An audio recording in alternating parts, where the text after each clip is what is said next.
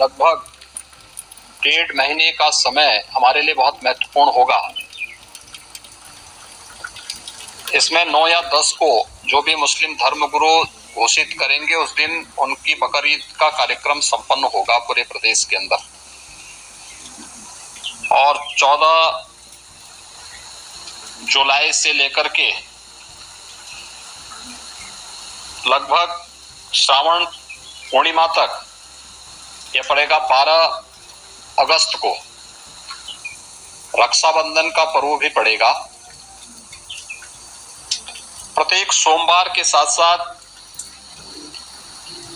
जिस दिन महाशिवरात्रि का आयोजन होगा उस दिन सभी देवालयों में भी भीड़ भाड़ होगी। 31 जुलाई से लेकर 12 अगस्त तक अयोध्या का सावन मेला भी है। 2 अगस्त को नाग पंचमी का भी पर्व पड़ेगा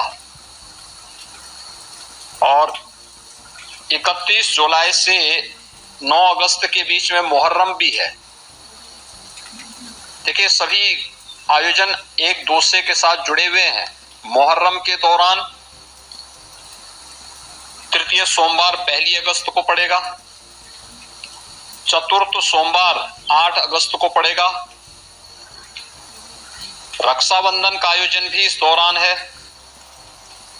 और श्रावण पूर्णिमा 12 अगस्त को पड़ेगी।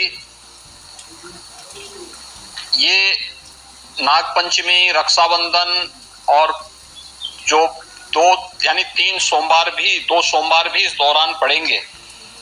इस दृष्टि से इसकी कार्य योजना बनाने के लिए जो हम लोगों ने धर्मगुरुओं के साथ संवाद बनाने की कार्रवाई को विभिन्न अवसरों पर अपनाया है, उसको हम पहले से ही तैयारी कर लें और बहुत सारे जनपदों ने इस पर अपना कार्य प्रारंभ भी किया है। और मुझे लगता है कि हमें इसको एक निरंतरता देनी चाहिए। संवाद बनाने में कोई भी किसी भी प्रकार की कोई समस्या नहीं होनी चाहिए। निचले स्तर पर कहीं पर थाना स्तर पर पीस कमेटी की मीटिंगों के माध्यम से और थाना अध्यक्षों के और अन्य जो हमारे इंस्पेक्टर, सब इंस्पेक्टर हैं, इनके माध्यम से भी कुछ धर्म गुरुओं के साथ, पुजारियों के साथ या अन्य जो मौलवी हैं उन सब के साथ हम लोगों को संवाद बनाने में कोई भी संकोच नहीं होना चाहिए। समाज के जो मानिंद हैं, अलग अलग तबके के, उन लोगों के साथ भी संवाद बनाने में हमें किसी भी प्रकार का कोई संकोच नहीं होना चाहिए। दूसरा, उससे ऊपर भी जो हमारा सर्किल है या ज्वाइंट मजिस्ट्रेट है उनके माध्यम से भी, या जो उप जिलाधिकारी गण हैं, ये लोग भी संवाद बनाएं, अच्छा होगा। अलग अलग धर्मगुरुओं के साथ, समाज के मानिंदों के साथ में, जिनकी समाज में अपनी एक पकड़ होती है, जनप्रतिनिधियों के साथ संवाद बनाना, उनकी गतिविधियों पर भी निगाह रखना, नजर रखना।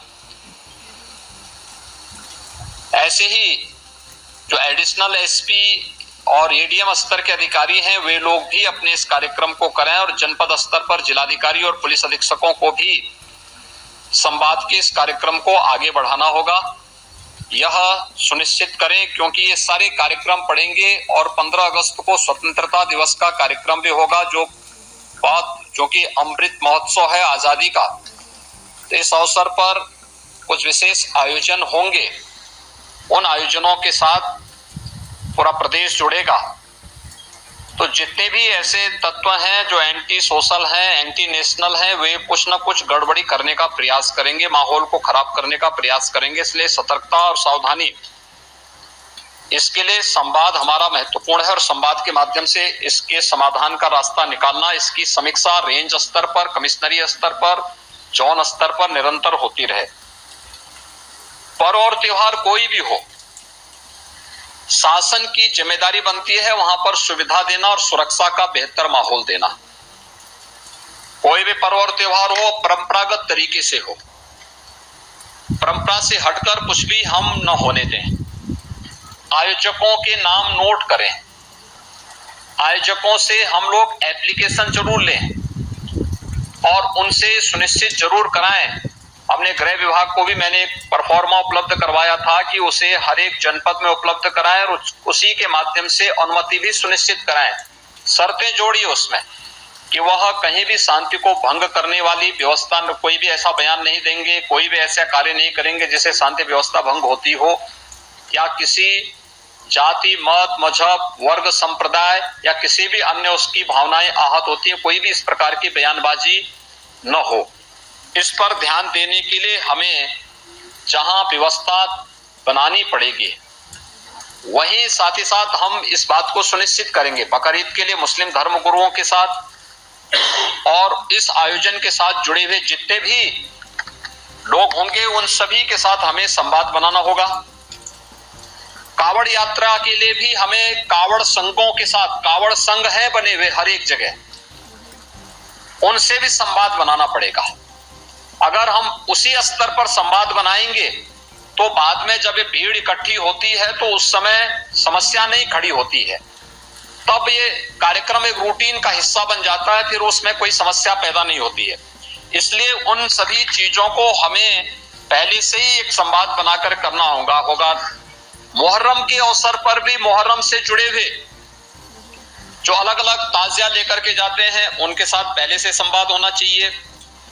कहीं भी कावड़ यात्रियों का और मुहर्रम के जुलूस आपस में टकराने की नौबत ना आने पाए, इसके लिए पहले से रूट तैयार कर लेना, पहले से सुनिश्चित करना कि किसी की भावनाएं आहत भी न हो और दोनों कार्यक्रम संपन्न हो जाएं, परंपरा का उल्लंघन भी कहीं न हो, इस बात को सुनिश्चित करेंगे और इस पर हम लोग पहले से ही ध्यान देंगे जिससे कहीं भी कोई बात न हो।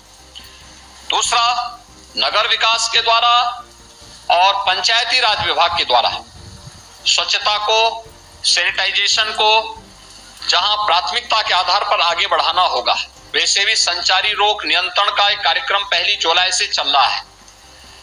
स्वच्छता, सैनिटाइजेशन उसका प्रमुख पार्ट है।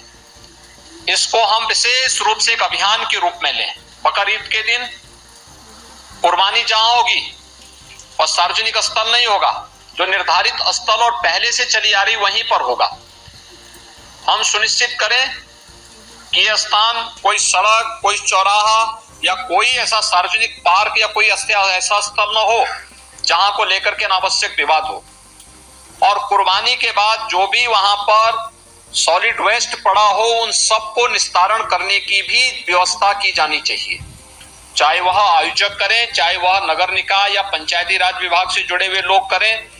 इस व्यवस्था को पहले से सुनिश्चित होना चाहिए कि कुर्बानी के तत्काल बाद उसकी सफाई की व्यवस्था भी हो जाए जिससे गंदगी न होने पाए। और वह जो सॉलिड वेस्ट आप डालेंगे वह एक ऐसी जगह रखना चाहिए जहां बस्ती से दूर हो, नहीं तो बहुत तेज बदबू करेगा। उसके बाद तमाम प्रकार की बीमारियां और अन्य संक्रामक बीमारियां वहां पर होने के खतरे होते हैं। इन चीजों को सुनिश्चित करेंगे। उसको पानी में बहाएंगे भी नहीं, ये भी सुनिश्चित करेंगे। मीट मछली कावड़ यात्रा की रूट पर न हो, अच्छा होगा। अनावश्यक उसके कारण उत्तेजना पैदा हो सकती है या उस रूट पर कोई ऐसा कार्य न होने पाए। सॉलिड वेस्ट आप डालेंगे वह एक ऐसी जगह रखना चाहिए जहां बस्ती से दूर हो, नहीं तो बहुत तेज बदबू करेगा। उसके बाद तमाम प्रकार की बीमारियां और अन्य संक्रामक बीमारियां वहां पर होने के खतरे होते हैं। इन चीजों को सुनिश्चित करेंगे। उसको पानी में बहाएंगे भी नहीं, ये भी सुनिश्चित करेंगे। मीट मछली कावड़ यात्रा की रूट पर न हो, अच्छा होगा।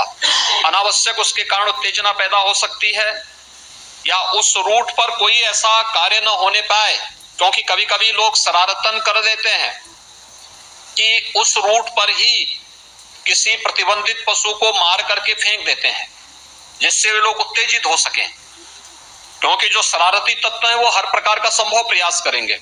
हमें उसके प्रति सतर्कता बरतनी चाहिए। ऐसे ही वह जो कार्यक्रम जो भी हो परंपरागत तरीके से हो,